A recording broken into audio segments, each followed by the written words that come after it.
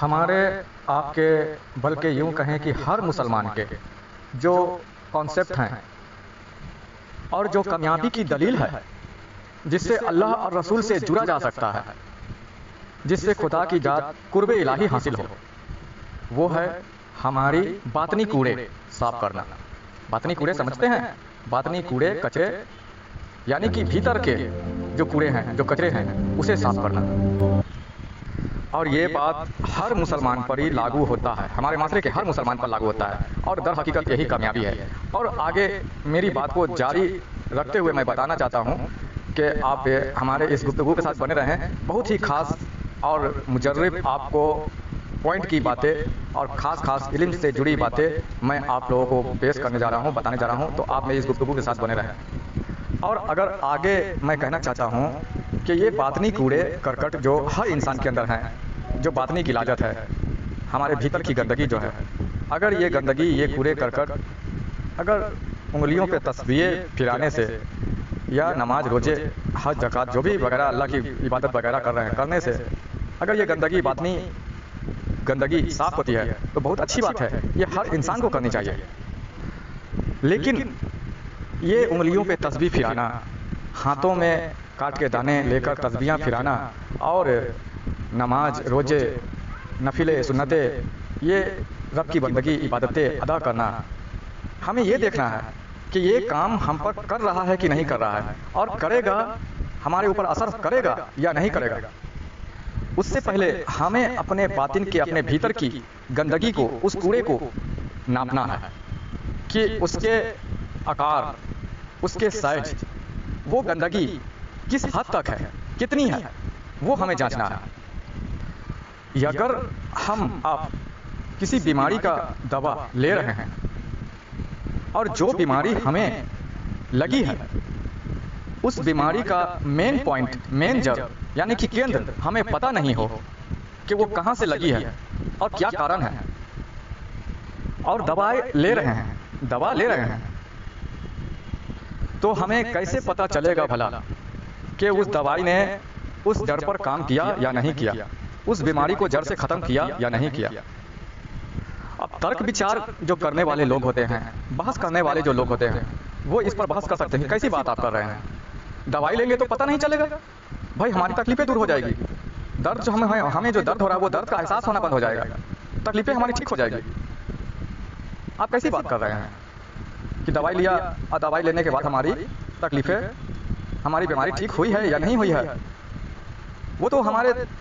बदलाव हमारे अंदर आएंगे, हमारी तकलीफें दूर होगी, उससे पता चल जाएगा। तो बहस करने वाले लोगों के लिए ये बात उनके जहन में आएगी और वो ये बात कहेंगे कि हमारी तकलीफें दूर हो गई, दर्द हमारे दूर हो गए, इसका मतलब हमारी दवाई जो हमने लिया है वो काम हम पर किया है। तो ऐसे लोगों के लिए जवाब यही है कि किसी के सर दर्द हो रहे हैं, अगर अल्लाह महफूज रखे उस बंदे को सर दर्द नॉर्मल नहीं है, किसी बड़ी खतरे के, बड़े बीमारी का इशारा है उसके पीछे, मान के चलें कि ट्यूमर है, अब दवाई दे दिए गए किस चीज़ के, तो सर दर्द के, दर्द निवारक दवाई दे दी गई दर्द दूर करने के, तो दर्द से थोड़े पल के लिए राहत मिल गई, क्या बीमारी उसकी ठीक हो गई, जिस कारण से वो दर्द उठते हैं, जो जड़ पे घात लगा है, जो जड़ डैमेज हुआ है, क्या वो जड़ ठीक हो गया। तो दवाई सही है या गलत है, उससे पहले हमें इस बात की तहकीक होनी चाहिए कि हमारे अंदर जो बीमारी, जो तकलीफें हो रही है, उस तकलीफ़ों का मेन केंद्र, मेन जड़, मेन पॉइंट क्या है, उस तकलीफ का जड़ हमें पता होना चाहिए कि किस कारण से ये तकलीफ हमें हो रही है। तो अल्लाह रब्बुल इज़्ज़त ने जो हम पर 5 वक्त के नमाज फ़र्ज़ किए, अल्लाह रब्बुल इज़्ज़त ने हमारे लिए नफिल सुन्नतें रखे, और हमारे लिए ज़कात है, हज है, सदक़े हैं, और भी बहुत सारे नेक अमल हैं, अल्लाह के जिक्र हैं, तस्बीहों के दाने पे अल्लाह का जिक्र करते हैं, उंगलियों पे करते हैं। तो दर हकीकत ये हमारे लिए दवाई के मानिफ है, ये हमारे लिए दवाई के मानिंद है। लेकिन ये दवाई हम पर तब काम करेगा जब हमारी जो बीमारी है, जो हमारी बीमारी है, वो बीमारी का मेन केंद्र, मेन जड़, मेन पॉइंट हमें पता हो। हमारी बीमारी किस आकार का है, छोटा है या बहुत बड़ा है, और ये बीमारी हमारे अंदर उठ कहाँ से रही है, इसके मेन जड़ क्या है, ये हमें पहले पता हो, तब ये दवाई हमारे ऊपर काम करेंगे। हमारे इस वजूदे खाकी को, इस जिस्म को स्वस्थ रखने के लिए दुनिया भर के डॉक्टर हैं, है ना। उनमें सच्चे भी हैं, उनमें झूठे भी हैं, यानी कि झोला छाप डॉक्टर भी हैं और सही डॉक्टर भी हैं। कुछ डॉक्टर ऐसे हैं कि भला चंगा मरीज जाएगा तो उसे और बीमार कर देंगे। भला चंगा बंदा अगर उस डॉक्टर के पास जाएगा तो अपने रुपए पैसा ऐंठने के लिए मरीज के जिंदगी के साथ खेलवाड़ करेंगे और उसके शरीर के खून के कतरे कतरे चूस लेंगे, उसे बर्बाद कर देंगे। ऐसे धोखेबाज डॉक्टर भी हैं हमारे माशरे में। लेकिन कुछ डॉक्टर ऐसे हैं जो सच्चे हैं, जो सही हैं, जो मरीज की सही ट्रीटमेंट करते हैं और उनको वक्त पड़ी सही डोज, सही इलाज करके उन्हें स्वस्थ करते हैं। ये हमारे जिस्म खाकी के लिए, ये वजूद खाकी के लिए ये डॉक्टर भी दो प्रकार के हैं। एक तो झोला छाप हैं, लूटने वाले, एक तो डिग्री लेकर बैठे हैं सिर्फ लोगों को टोपी पहनाने वाले, और एक तो वो हैं जिन्होंने डिग्री लिया पर नाजायज तरीके से नहीं, हक तरीके से, हलाल तरीके से बंदे की वो इलाज करते हैं और उसे शिफा पहुंचाने का काम करते हैं, उसकी मदद करते हैं। तो ये नमाज, रोजे, हज, ज़कात, नफिल सुन्नते, तस्बीहों पे अल्लाह का जिक्र और उंगलियों पे अल्लाह का जिक्र और बहुत सी ऐसी नेक अमले हैं जो हमारे लिए दवाई के मानिंद हैं, दवाई के मानिंद हैं। और हमारी बीमारी क्या है, वो है हमारी बीमारी रूहानी। ये रूहानी बीमारी के लिए ये दवाइयाँ हैं, ये नमाज, रोजे, ये नेक अमल, ये रूहानी बीमारी के लिए ये दवाइयाँ हैं। जिस्मानी बीमारी के लिए, जिस्म की बीमारी के लिए तो डॉक्टर हैं दुनिया भर के, और उनमें भी धोखेबाज और झोला छाप डॉक्टर भी हैं और बढ़िया नेक डॉक्टर भी हैं जो अच्छे से इलाज करते हैं। इसी तरह से हमारी ये जिस्म के अंदर जो रूहें हैं, उस रूह की बीमारी के लिए ये नमाज, रोजे, हज, ज़कात, नफिल सुन्नते, अल्लाह का जिक्र वगैरह, ये रूहानी बीमारी के लिए दवाइयाँ हैं। और ये दवाइयाँ लेने से पहले, दुनियावी बीमारी, जिस्म की बीमारी लेने से बीमारी होती है तो उसकी दवाई लेने से पहले हम डॉक्टर से कंसल्ट करते हैं। इसी तरह से ये रूहानी बीमारी की जो दवाइयाँ हैं, ये बंदगी, ये इबादत जो हैं रब के, इसे लेने से पहले हमें इसके लिए भी डॉक्टर से कंसल्ट करना पड़ेगा। और इस रूहानी बीमारी की दवाइयाँ हमारे माशरे के मुसलमान बेछूट होकर अपने से चंद किताबें उठाते हैं, कुरान मजीद से कुछ आयतें, चंद आयतें उठाते हैं और बस उस पर अमल करना शुरू कर देते हैं। मसनून दुआएं उठाते हैं, हदीसें उठाते हैं और उसको ऊपर अमल करना शुरू कर देते हैं, करते हैं ना।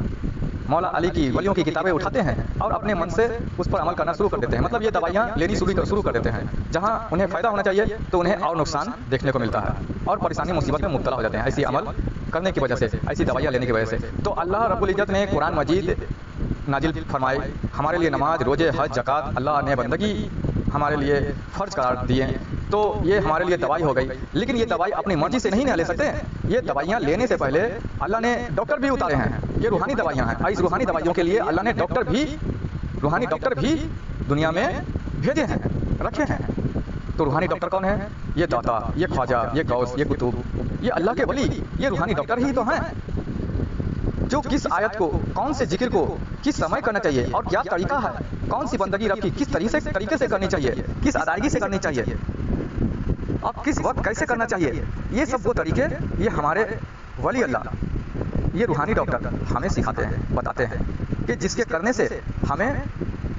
इन बंदगियों से, इन इबादतों से हमारी रूह की बीमारी में इजाफा होता है, हमें हमारी रूह की बीमारी दूर होती है। और ये रूहानी डॉक्टर, ये अल्लाह वाले सूफिया इकराम जो हमारे बीच हैं, ये रूहानी डॉक्टर, ये हमारी बीमारी का जो मेन केंद्र बिंदु है, जो मेन पॉइंट है, जो जड़ है, उस जड़ का भी तहकीक करते हैं और तहकीक करके बताते हैं कि तुम्हारी बीमारी यहाँ से उठी है। तुम्हारी जो असल रूहानी बीमारी है, तुम्हारे अंदर जो ये कूड़े कचरे करकट जो भरे हुए हैं, उसे दूर करना का दवाई तो बताते हैं, पर वो कूड़े करकट कितने आकार के हैं, किस प्रकार के हैं, कितने भरे हुए हैं और उसका मेन केंद्र, मेन जड़ कौन सा है, वो जड़ का भी पता लगाते हैं और बताते हैं कि ये है इसका मेन जड़, तो इसके ऊपर पार करना है, इसके ऊपर ये दवाइयाँ चलेगी, ये डोज चलेंगे। तो ये होते हैं अल्लाह वाले और ये रूहानी डॉक्टर जो हमारे जिस्म के अंदर की रूहों की शिफा, रूहों की दवाइयाँ